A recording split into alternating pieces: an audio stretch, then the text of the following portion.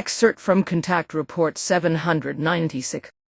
But I still have to explain how inner balance can be created, which is why you have to be patient until I have explained what is necessary. In addition, I have 10 points which Sfath taught me and which I have expanded on at my own discretion since then, and these are the following. Inner balance can be achieved meditatively, but this has nothing to do with meditation in the sense in which it is known and spread as true meditation in religious form, which truthfully has a religious touch of Buddhism one way or the other. Meditation in the sense of life as well as the working out of inner balance means nothing else than devoting oneself to thoughts and the experience of them in peace and without stress. Something that human beings actually do every day during their waking hours, but worldly without concentration, superficially and unconsciously and so on, so that as a rule they neither perceive it nor that it brings them any benefit and consequently no inner balance. Inner balance requires real meditative relaxation on the part of the human beings in such a way that they consciously and regularly allow themselves small breaks and meditate in this respect. However, this should not be done in such a way that he should give himself over to the fanaticism and delusion of religious faith, but rather to a quiet, neutral, thoughtful going into oneself in such a way that good, valuable, beautiful and neutral things move in one's thoughts, which have a loosening, pacifying and balancing effect. It is necessary to take time regularly for self-reflection, for actual reflection, and consideration with regard to the character traits that are allowed to come to the fore and those that must be brought under control, reduced, and thus dissolved in order to free oneself from them. During the meditative rest, personal needs can be taken into account so that there is no need to be close to them. Physical activity is necessary to achieve inner balance, because this has a great influence on the well-being of the body as well as on thoughts, morals and behavior. Singing, humming or whistling melodious tunes is appropriate for through these not only morals and behavior are positively controlled, but above all they form the inner balance and regulate the state of physical well-being. Inner balance requires that one's negative and positive feelings be consciously perceived and brought under control in such a way that they are controlled. Feelings that trigger the instinct of self-preservation in the case of extreme excitement, fear, and so on must never degenerate into anger, rage, or even physical gavolt but must be controlled in such a way that, in the maximum case, a logically founded physical defensive action or counter-defense, or a justified raising of one's voice up to the point of shouting takes place. Inner balance requires reflecting on one's own stress reactions as well as controlling and training one's own inner composure in every situation and situation that arises. Above all, it must be realized that ultimately only prudence, restraint, discipline, control and responsibility can tame and neutralize stress of any kind. The really very mindful handling of oneself and the regular alternation between tension and relaxation is elementary for inner balance, because this also creates the balance for consciousness and mental and physical health. This is especially true in difficult and uncertain times, because there the energies and their powers are particularly challenged. The experiences and memories and experiences, emotions and other impulses from one's own life, which have been described and symbolized and which have arisen in terms of experience as well as the important whole spectrum of intense feelings from happiness and sadness, but also unbridled joy, abysmal pain, intuition and curiosity, various feelings, abandonment, fear, anger and rage and so on are factors through which life is shaped and which can bring about inner balance. With that, I have now said and explained everything that I wanted to add and explain regarding inner balance. Excerpt from Contact Report 754. The real life and work of Siddhartha Gautama was effectively quite different from what is known today through completely false, lying and slanderous traditions. He lived a life in which meditation played a very important role for him, through which he always gained peace and harmony. But many things were different from what was supposedly passed down, because he explained and told many things in a completely different way than the false traditions before and since his death. This is exactly the case with Jmmanuel and Mohammed, whose teachings and works and so on were also profoundly falsified in the course of time and already during their lifetime and especially long after their death. Asked about certain alleged true traditions that circulated in the 20th century that were read to him, Siddhartha Gautama explained that much of it was not true, such as that his life, wisdom and distinctiveness had not been prophesied for him from birth, nor did his family hold a royal position. His family was not royal, but only a small noble family, and his father a small regent of the Shakya region. His own family consisted of his wife Yasodhara, a lowly noblewoman, his son Rahula, as well as 4 daughters named Hasita, Abhaya, Jnana and Gaurima, whom he all loved and respected, although girls and women were considered inferior in his time and were actually treated as bad and worthless goods.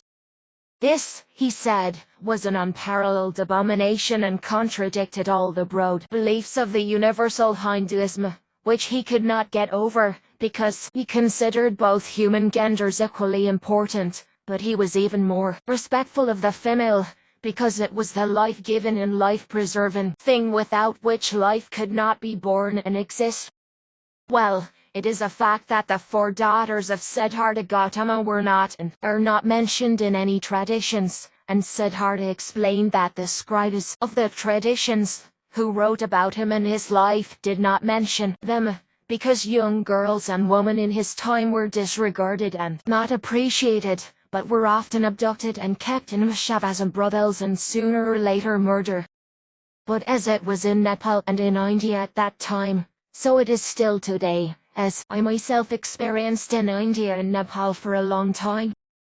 Siddhartha often left his family for days or weeks, and for 28 years he wandered around the country like an ascetic as a teacher, teaching the human beings, teaching them to find and understand his meditation method and the meaning of life, and also that no God would help them because there was none, so they had to help only themselves and free themselves from all sickness, suffering, strokes of fate and all evil and misfortune. So he had not been an ascetic for so long, had not left his family as is wrongly handed down, and according to his explanation he also did not make use of the teachings of other wise men and experienced human beings, but only his own knowledge, experiences and personality, which he expressed clearly and unambiguously. This, just as he also clearly stated that he only practiced his own meditation and went his own way with regard to everything and anything, and sought and evaluated the truth of all things himself, and from this he gained detailed knowledge and a far-reaching understanding of all things. He found and recognized alone the connections of all necessary things of life and made himself a knowing and wise man. Through this he became inwardly free from desires and the more than one will than his fellow men. Therefore, it was also not convenient for him and embarrassed him when he was always met with great reverence and devotion by people from different social classes and when he was called the human being with great enlightenment. On the other hand, as he explained embarrassedly, he often had to refuse. But his whole defensive attitude never worked and he could not get rid of his reputation as a Buddha, which was embarrassing for him and he would be grateful if he could give up this reputation. Furthermore, he had to constantly refuse to create a large community that would extend his teaching as a basis, because that was not in his mind. He may well have a few faithful of both sexes who are constantly around him and who would look after many followers of his doctrine, but he does not want to do anything more in this direction, but to keep the whole thing as an open learning community, because otherwise a movement of believers, note, faith organization or religion would arise from it, but that does not correspond to his meaning. Note, unfortunately, this could not be prevented. Just like with Jmmanuel and Mohammed. Siddhartha did not found a religious community, as it is said to be a lie, because he held his speeches openly and without a faith organization with individual human beings or small groups, and in this way he was able to win over people from different social classes, which developed into something like a traditional school of teaching, which became for many a teaching of life, as is also shown by the Figu with its teaching of truth, teaching of the energy of creation, teaching of life. However, even during his lifetime, the whole thing provoked envy, enemies, and evil adversaries who called him a liar and cheat, falsified the teaching, cursed Siddhartha and used him as a conspiracy theory to make his teaching impossible. This, while advocates and know-it-alls glorified his whole work and his personality during his lifetime and even more so after his death, or reinterpreted his original teachings according to their own discretion and understanding in a falsifying way, as the last example proves, or the falsified lay interpretation work, which is today spread worldwide beyond Siddhartha and all truth facts and is imputed to all Buddhists as the true original teachings of Buddha and Dharma. In the course of time, the original teaching of Siddhartha Gautama note Buddha has been completely changed and no longer corresponds to the original teaching, because it has been very strongly mixed with other and also religious and sectarian false teachings, customs and rites and so on, especially with those religions which were native to China, Tibet and Japan and which are largely still present today. As far as the teachings of Siddhartha are concerned, I must also mention that they correspond to a way of life which has various principles, one of which, for example, clearly states that nonviolence or ahimsa should prevail among all human beings. This nonviolence was originally also prevalent in Hinduism and Jainism and was also included in Siddhartha's teaching. And this he did, as he explained, which was completely correct, and which is also fundamentally represented and taught by our Figu with the teaching of truth, teaching of creation energy, teaching of life, because he saw how the human beings and all living beings were abused by the rulers and the people in an evil and violent way against the rules of Hinduism and Jainism, and consequently people were also killed by all kinds of events.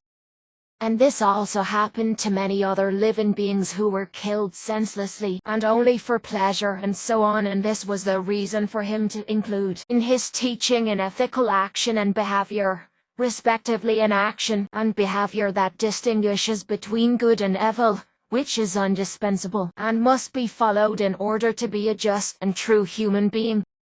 And in this important rule to be observed and also to be fulfilled by the human beings, Siddhartha emphasized this explicitly, which I still remember well. It is also included that a very special attention and mindfulness with regard to all values has to be paid in order to give satisfaction to the perception of responsibility, integrity as well as sustainability with regard to the necessary respect.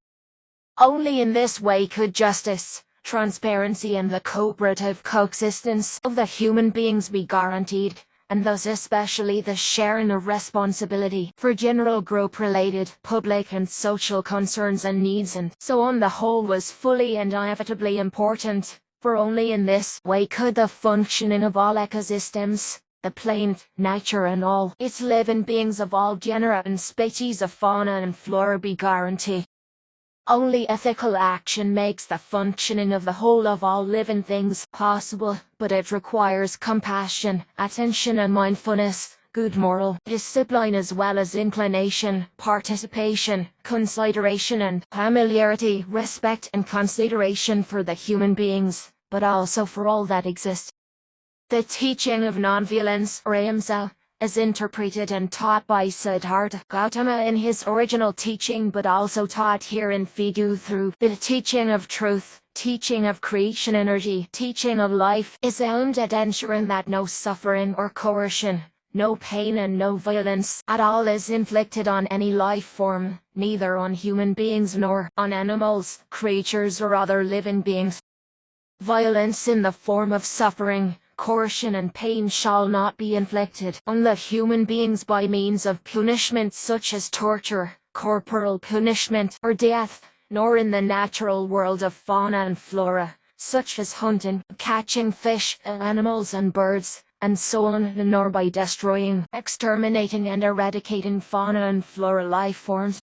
This non-violence doctrine was already held in this way in the first as yet unwritten Hindu behaviors, which were spread, taught and followed by the human beings as far away as Mesopotamia, before a change made everything fall apart, when this principle became less and less respected and finally fell into oblivion.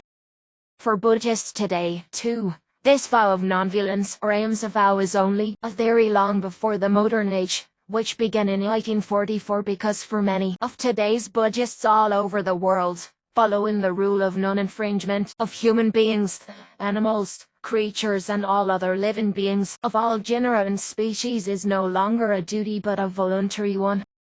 Therefore, this ancient rule is broken and no longer observed today, just as the rule that neither injustice is to be done, nor hatred or jealousy nurtured, nor wars waged, nor terror and violence exercised, nor bad thoughts towards other human beings, nor insults to human beings, nor lies, slander or conspiracy to make them look bad or speak evil of them. The original teachings of Siddhartha Gautama are not only very different from today's Buddhism, but also from the great religions of Christianity, Islam, Hinduism and Judaism, as well as from all other small and larger god sects worldwide. But also today's still acceptable Buddhism, which to a certain extent is still part of the original teachings of Siddhartha and corresponds neither to a religious doctrine nor to a sectarian doctrine, can still be accepted to a certain extent, because it does not correspond in any way to a God-Sura doctrine, a value system doctrine, a philosophical doctrine or any other similar brainless, faith-related doctrinal structures.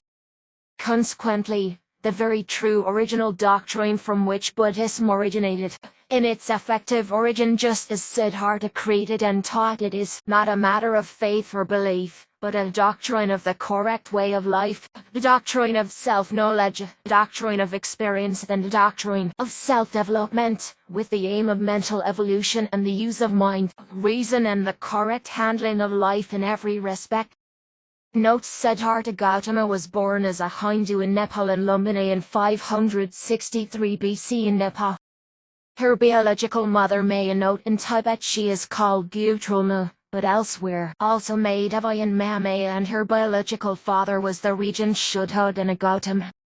Siddhartha himself was married to Yasodhara and had a son with her whom they called Rahula. Siddhartha Gautama died at the age of 80 years anno 483. Jmmanuel in Kushinagar in India. As Siddhartha himself said, when he was 63 years old he realized already as a 14-year-old boy through his observations an enormous amount of misery, as among many other things, that very many human beings in all areas suffered, far from various diseases as well as from loneliness or from bad blows of fate, lived in abject poverty and starved, which all could only with difficulty cope with. He also said that he had also observed how, in contrast to this, the healthy, wealthy and wealthy rich, against all humanity, exploited the simple people, kept many people in serfdom, abused them and were completely indifferent to all events, health problems, epidemic problems, hunger and the general unworthiness of life. The rich and otherwise well-off were very spoiled human beings who were afflicted with dissatisfaction, hatred, envy or greed, as well as vices, addictions and pleasure-seeking. Just as many were also afflicted with ruthlessness and unscrupulousness towards the common people, who treated themselves and did the very best for themselves and brought and spread absolutely nothing but misery for their fellow human beings. All that Siddhartha told in this regard was indeed so and continued for a long time before minor improvements occurred, but this was only as a result of the fact that parts of the population followed his teaching, which he worked out in 7 years and began to spread at the age of 21, after he had pulled himself together by his own strength and the use of his intellect and reason and learned a great deal. His newly created teachings then led to better living conditions for many of the human beings who became his followers, as he said, while others, however, who did not make an effort to follow his teachings, often degenerated, rotted and eked out a miserable existence in slums. Siddhartha explained that he learned to teach and control himself by immersing himself deeply in meditative thoughts, which led him to find the path to himself, which he then called the Buddhist path because he was called Buddha by his followers. In this way and through his meditation, he was able to find himself and his way to free himself from all suffering, as well as to work out and create his teaching, through which he was also able to extend the possibility of showing the human beings the way to a better life in the same way, so that they too could recognize themselves and their own strength and ability, and find their way out of their suffering and lead a normal life again.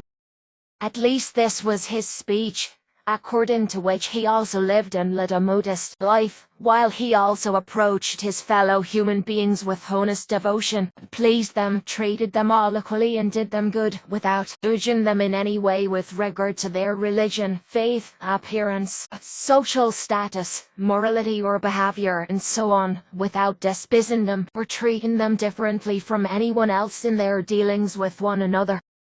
The work and behavior of Siddhartha Gautama led him to further knowledge of many things, which is why he was called Buddha or the Enlightened One by the people, according to the old beliefs and words, as I mentioned earlier. Siddhartha Gautama also told that he taught the human beings in detail about many things, passed on his insights and experiences without any demand for return, and taught them his teachings so that they could further educate themselves personally and individually, help themselves and free themselves from their suffering and lead a life worth living. Gratefully, however, he received from his followers, voluntarily and without demand, everything he needed for his livelihood, although he did not need it because he always had enough to live from home.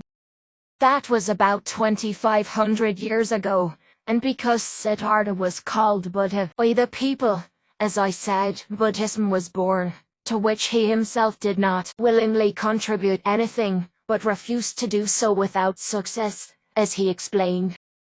But what Siddhartha said and explained about the allegedly unadulterated traditions up to the modern times of the 20th century is nothing but lies, deception and slander compared to all known and alleged facts about his teachings and life. Most of the alleged traditions are in truth unparalleled untruths which, as Siddhartha himself said, are unforgivable, shameful. This, as also Jmmanuel and Mohammed expressed in a similar way to all that has been fabricated from their teachings through lies, falsifications, deceit, malice, misunderstanding, and fanaticism and so on, and has led to a delusional religion. Siddhartha Gautama was completely shocked when he learned what would result from his original teaching into the future of the 19th century. But decided, after he had learned the truth and also his dying day, to commit himself even more intensively and vehemently to his teaching during the last 17 years of his life, in order to be able to prevent anything disadvantageous from happening. And just as it is with the human beings of the earth, so it was with Siddhartha, because he did not want to accept what was to come and also held on to his opinion that he could still change some or even everything for the good and positive by his increased and more powerful commitment to spreading his teaching. This despite the fact that he said frankly, after he had experienced the facts of the future, that he had experienced in his own life, and knew that even during his lifetime falsifications of his teachings had been circulating, and that groups of believers had come into being which spread his true teachings in a completely wrong, altered form and even evil teaching. Therefore he could also understand, if in the future so-called true traditions would also apply to him and his teaching in the worst way, that they would probably not be more falsified than all the worst delusions. Buddhism, which first spread to Asia, the Indus Valley in Mesopotamia, and then to other countries, found widespread adherents, and still does, throughout the world, so that it is now also considered the fourth largest religion, although it is not. As explained above, Buddhism originally had nothing to do with religion and sects, which is why today, although it has little in common with the original teachings of Siddhartha Gautama, it is wrongly called a religion, although, as with original Hinduism, it was not a matter of faith and therefore not a religion or sect, but a teaching of correct living. That, however, changed some time ago, which is the work of all the know-it-alls of the sign religious studies. As I have already mentioned, and I will repeat again, because it must be made clear unfortunately, it is common among earthlings that also in Buddhism, elements who are active in know-it-alls have formed sects and sects which are different views and opinions among themselves and therefore also have different doctrinal views and so on. The true doctrine taught by Siddhartha Gautama was, as already explained, unlike the Greek god and god delusional belief systems of Hinduism, Islam, Christianity and Judaism, not a theistic religion, and consequently it is also in no way directed towards centralizing a worship of an almighty God. For this reason alone, Siddhartha's original doctrine from which Buddhism emerged differed substantially from the major religions of Christianity, Islam, Hinduism and Judaism, as well as from all other religions and god sects, both large and small, all over the world. The falsified Buddha doctrine, which is still in circulation today, and which Siddhartha did not teach in the way it is wrongly transmitted today, is neither a religious doctrine nor a sectarian doctrine, nor is it a philosophical doctrine or any other similar doctrinal building based on faith. The true primal teaching in its effective origin as Siddhartha created and taught it was not a matter of faith, as must be clearly stated and emphasized again and again, but a teaching of correct living, teaching of self-awareness and teaching of self-discovery, with the aim of personal development of the cognitive abilities to use reasoning, self-recognition, and correct management of life in any life-correct relationship. Everything the human being thinks and does creates good or bad effects. The human being simply has to reach enlightenment in order to also gain the right insight in this respect and thereby essentially live in the real reality and its truth, however to make the right decision, to choose the right word, to speak the right speech and give the right answer, not to lie and not to hurt others with wrong words. To observe the right action at all times, to be honest and honorable and worthy, not to steal, not to cheat, not to slander and not to kill, as well as to pursue in all ways a right acquisition of life, not to harm other living beings but to do good, and as said, to strive for enlightenment in the right way, to direct the necessary attention and correct mindfulness of thoughts and feelings. All this corresponds to the correct collection of many necessary values, which should always be kept present through meditation. The essence of the original teaching of Siddhartha Gautama is to be understood as a profound thought work related to meditation and mindfulness and attention to the qualities of inner peace, as well as to harmony, righteousness, and to the respect for life, love, justice, humanity and wisdom. But what Siddhartha did not take into consideration in his meditation method, and also what has not been taught in any Buddhist meditation teachings or elsewhere, or whose further values have not been mentioned since then, is the mother of all meditations, which is the main factor of all learning, namely the actual basic factor of meditation.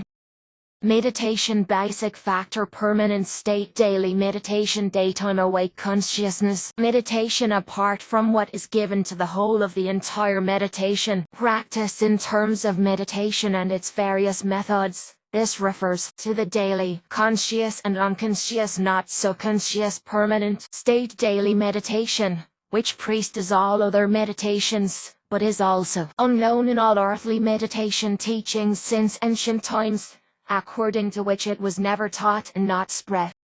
The permanent state daily meditation corresponds to a day awake consciousness meditation, which takes place in the course of the whole time of the day in the day awake consciousness, which takes place in lying, sitting, standing, walking as well as in movement and every activity, both in a conscious and unconscious way, whereby the unconscious way corresponds to a level placed before the consciousness, which has nothing to do with the subconscious, but corresponds to a record in processing switching change or plane level. The first and most important step of the meditation is the day mindfulness attention permanent meditation. This is not only of special importance, it is the most important meditation of all. This is because it results in the conscious and controlled cultivation of the constantly arisen thoughts and the resultant feelings, which concentrate on everything and everyone, what is currently being thought, feelings, created, what is being done, spoken, executed and handled, and what behaviors and so on are being carried out. Through the continuous state daily meditation of the day watchful consciousness, everything and anything is thoroughly controlled consciously and unconsciously, provided that this meditation is practiced deliberately and consciously, whereby everything that is done, acted, spoken, said and handled, is carried out completely or at least to a large extent correctly and without error. If, in the course of the day or after the day's work, the permanent state of daily meditation is interrupted in the daytime awake consciousness for a state of rest or a rest meditation, then a thought stop is necessary whereby a stay in a meditation for rest can take place. But that, with all that has been said, should be enough, because I have some other things that I should also bring up. Excerpt from Contact Report 407. It is not uncommon for humans who have fallen prey to the disease of paranoid hallucinatory schizophrenia in the form of alpha wave meditation to have extraordinary psychological abilities through which they can stimulate suffering fellow humans to unconscious self-healing by suggestive influence.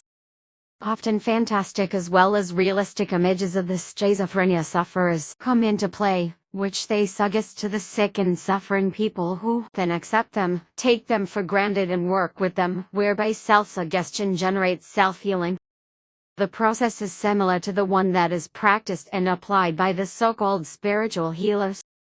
In the condition of the woman you mentioned, the origin of her illness can be traced back to her childhood, namely to the fact that she felt extremely alone in childhood and intensely wished to have company around her.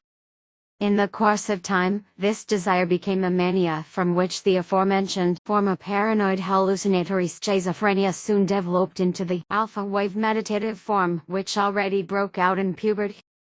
The disease developed in such a way that she perceived delusions in the form of apparent errors around people as well as energy points and energy fields on and in their bodies.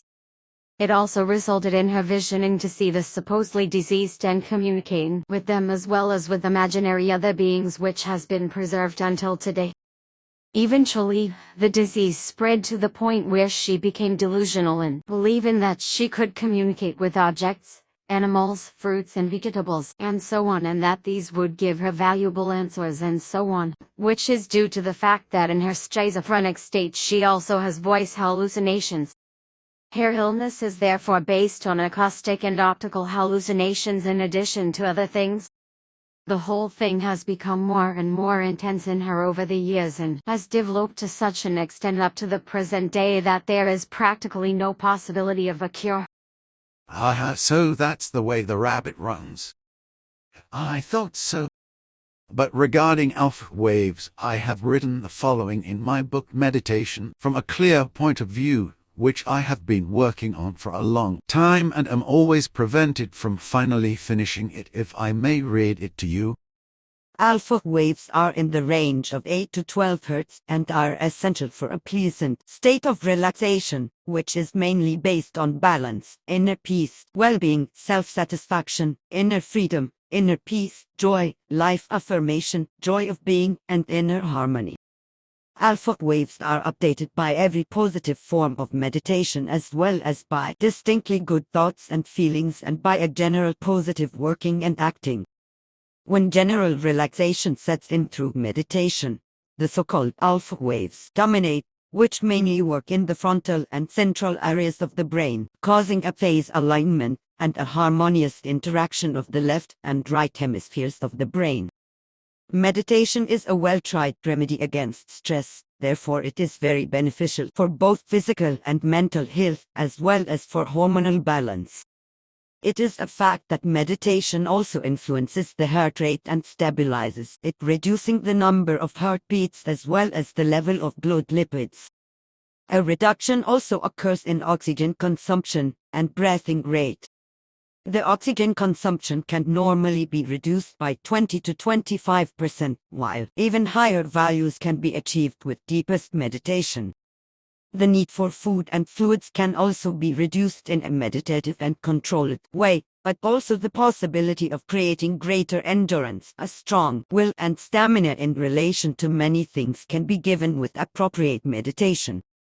Besides many other ways of applying great endurance, strong will and stamina created through meditation, this can also be very useful in terms of weight loss in overweight people. In particular, endurance, will and stamina play a very important role in this respect, namely in the correct composition of the daily diet, reducing it to a reasonable level and then keeping to this level under all circumstances, and this throughout life, if the circumstances of permanent weight gain require it.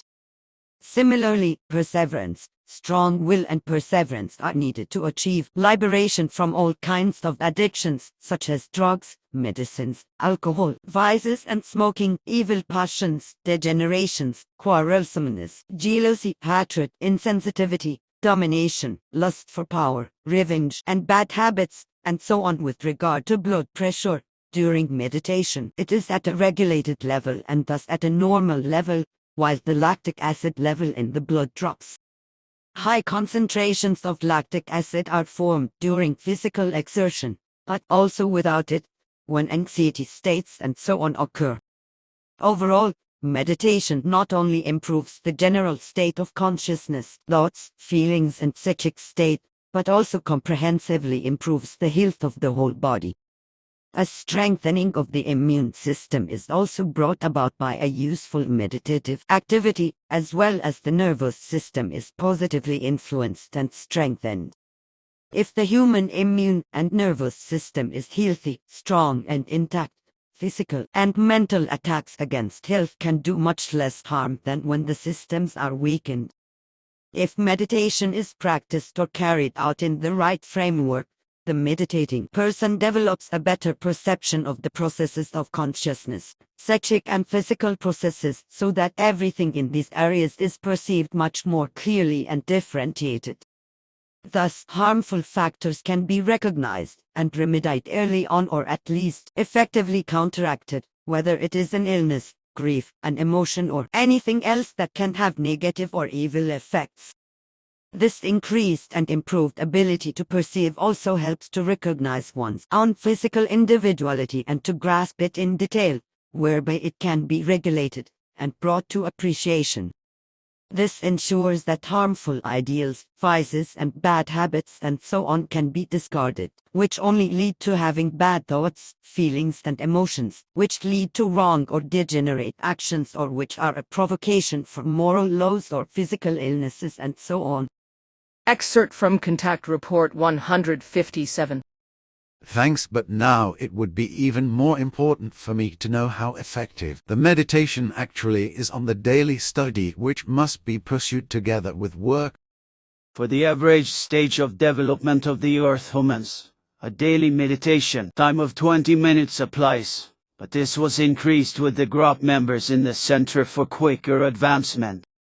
Now, if a human being daily carries out his or her necessary 20-minute meditation, then he or she reduces their effective study time by this, or they perform throughout the meditation more in study than what would be necessary, which is only an advantage. Nevertheless, the calculation of the effect of the meditation on the study results when a true meditation effort takes place, such that 4.7 minutes of study time result per 1 minute of meditation, as the meditation replaces this study time completely. Minutes of meditation in a pure form therefore saves 94 minutes of effective study time. But moreover, I would just like to explain that once again it is necessary to appeal to all group members that they participate in the daily meditation of 20 minutes when they lie down to rest. Excerpt from Contact Report 440. Reader's question: uncorrected original questions.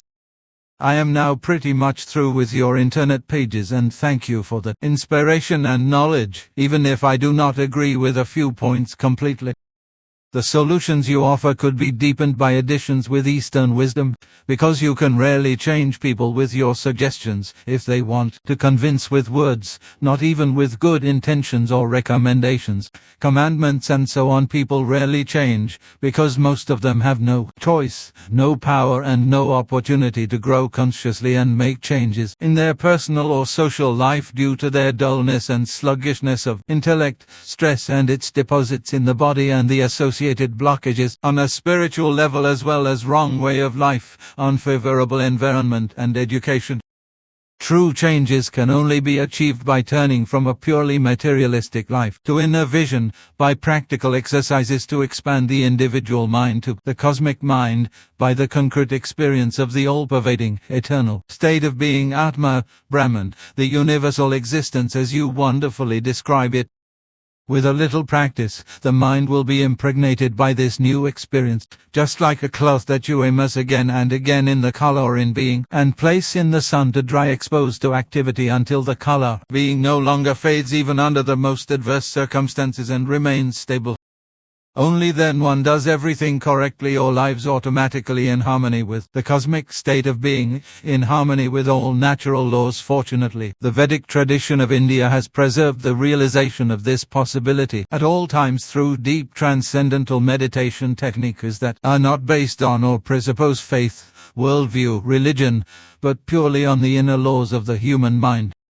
In addition, there have always been peace meditations and techniques that have been practiced in large groups by thousands of humans in one place and have brought about earth-shattering changes, because when a sufficiently large number of people radiate the experience of universal existence, of the omnipresent state of being, of the all-embracing consciousness in one place, the collective consciousness automatically changes as well, and there is a constant neutralization of the negative and growth of the positive social tendencies.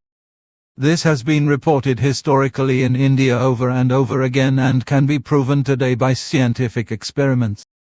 As far as I know, this will be practiced again by Vedic Pandits in India and other continents until the middle of the year, and can be proven by scientific research, statistics, repeatable experiments. I wish you and all humans courage and confidence in a better future. Johannes Buchholz, Germany and Swar. They think that the solutions that I offer could be deepened by adding Eastern wisdom and so on. In this respect you are very much mistaken, because the Eastern wisdom basically originated in early times from the effective spiritual teachings I teach, and these were just like Christianity and the other religions falsified beyond recognition, with the Vedic teachings being the worst forms of falsification besides the Christian term. Moreover, it must be said that many of the Eastern wisdoms are usually as extremely banal and childish as many of the Western and Oriental philosophies, and so on. An immense number of religious and sectarian as well as philosophical heresies are still being spread even today in the so-called enlightened modern age, and are being taken up by disbelievers, which is a fact that also proceeds from your questions and statements. You speak, for example, of a mental blockade which is absolutely illusory, because the mind can neither be blocked nor attacked, because it is a pure creative energy which is absolutely taboo against any attacks from the side of man. Therefore the mind cannot become ill with mental illness. This is only possible with material consciousness, because only this can be damaged or attacked by illness and so on, but never the spirit in man, because it is purely creative and inviolable. So it is also only the consciousness of man that can learn, create ideas and evolution and create consciousness property. The spiritual teaching that I am presenting is in no way based on trying to convince with words, as is the case with the Veda teachings, the Bible, and all other religious and sectarian teachings. Obviously you are not familiar with the spiritual teaching, truth teaching, and life teaching, so you cannot judge what the true teaching is. The teaching consists of 365 letters of instruction and about 40 books and many small letters.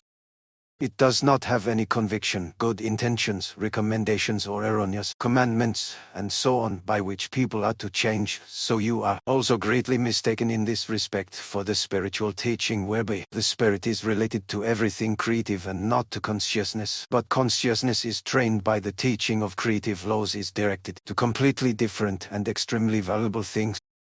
That you accuse most humans of the dullness and sluggishness of the intellect, and thus of the dullness and sluggishness of reason and understanding in the context of how you do this is extremely alarming and arrogant, for it indicates that you think better than you are and that you elevate yourself high-handedly above the dull and sluggish. Unfortunately, you are only partly right that most people are suggestively misinformed from childhood on by a wrong upbringing and a wrong environment, which prevents them from growing consciously and from making changes in their personal or social life through stress. Basically, every person is fully responsible for himself, so if he makes an effort, he can decide for himself how his life should develop.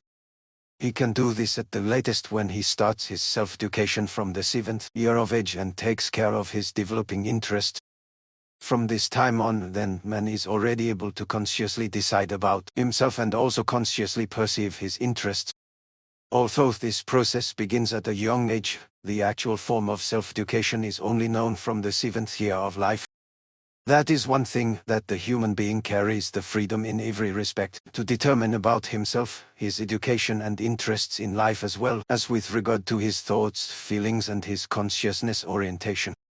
In addition, however, since the existence of religions and sects, the fact that even the children are already afflicted by their educators with erroneous religious and sectarian teachings and forced into their nonsense, along with the fact that the hereditary disposition of the faith cooperates, that the person generally develops into a religious faith.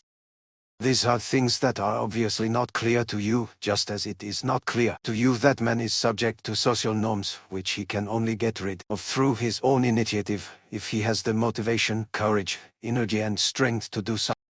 But the power of the social norm is usually more powerful than the individual human being, and therefore he is subject to it, as well as to religious or sectarian beliefs, which are taught to him in many ways, because faith is a genetic trait that goes back to the parent.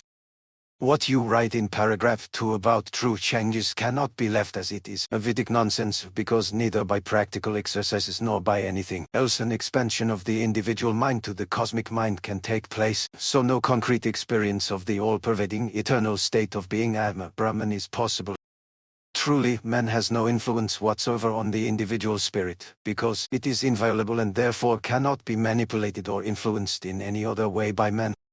The spirit of man, the individual spirit or the spirit form, is a tiny part of purely creative nature in full independence, therefore he lives only according to the creative laws of moderation and evolves himself according to the evolution of consciousness, whereby the latter cannot exert any conscious or unconscious influence on the spirit. Therefore it is also nonsensical to call the whole thing a concrete experience of the all-pervading eternal state of being, the universal existence, because such a state is only inherent in the all-encompassing creation, the universal consciousness, and this state cannot be reached by man under any circumstances or even grasped intellectually.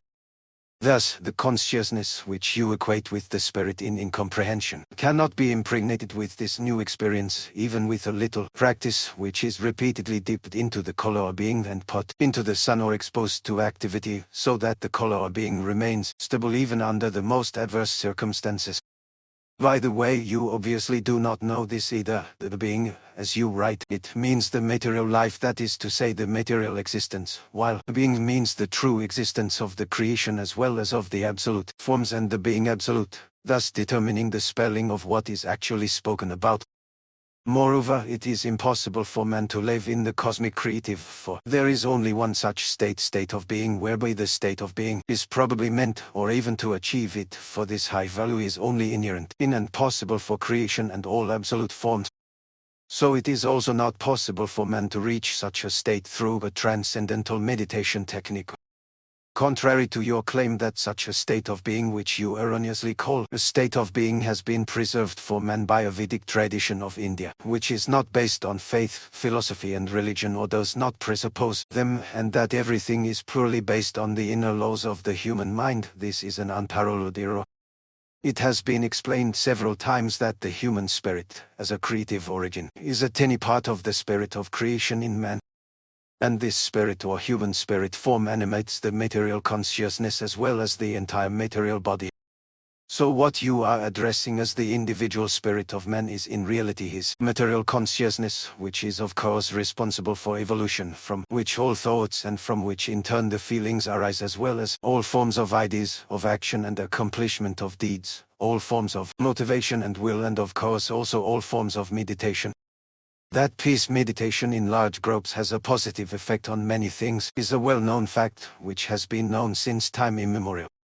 However, the precondition must be that an ancient and solely effective formula is used in peace meditation, which was lost in the Indian Vedic teachings thousands of years ago and is kept in an ancient language, which is always present in the subconsciousness of all people through impulses from the memory banks. In fact, in relation to a peace meditation, just as in any other mass-oriented meditation, it is necessary to have the appropriate subconscious knowledge of the meditation material, so that receptive and comprehensible impulses can appear in a person in such a relationship, otherwise it will not work. Therefore, if you write that meditations have been performed in large groups of thousands of people in one place and have brought about earth-shattering changes, because if a sufficiently large number of people radiate the experience of universal existence, of omnipresent being, of all-embracing consciousness in one place, the collective consciousness automatically changes too, and there is a constant neutralization of the negative and growth of positive social tendencies. This has been reported historically in India over and over again and can be proved today by scientific experiments. Then the whole thing is based on factors of faith on your part and on all those who also believe in it, because these forms, as they are described by you, belong to the realm of fantasy and illusion as well as to esotericism, because truth and reality look completely different to this day. There are no provable scientific experiments of the kind you describe, because such claims are only pseudoscientific proofs which do not stand up to real scientific investigation. If great meditations are practiced, such as a peace meditation, which can only be done effectively with a very large number of people, then no earth-shattering changes will result, but only individual values in people who are somehow open to them and who are able to perceive the impulses from the memory banks, where the subconscious always provided that the impulses from the memory banks are actually received by the subconscious and correctly implemented. So it doesn't mean that the whole collective subconscious block of the human being responds to such meditations, but only individual people, and they are really not able to bring about any earth-shattering changes that would be visible in a short time. It is a fact that in the way mentioned above, only isolated people react to a great meditation and then start to work slowly within themselves, seeking self-knowledge and self-realization, and then, when they have found this and the laws of life and truth, first slowly build up everything within themselves, in order to then live it within themselves as well as outwardly. This is the true path of evolution of consciousness, but not the nonsense and pseudo-scientific, pseudo-spiritual, divine, and confusing heresies of the Vedic, Christian or other religious, sectarian and esoteric fairy tales, legends, fables, falsifications, deceptions, fantasies and illusions. Billy!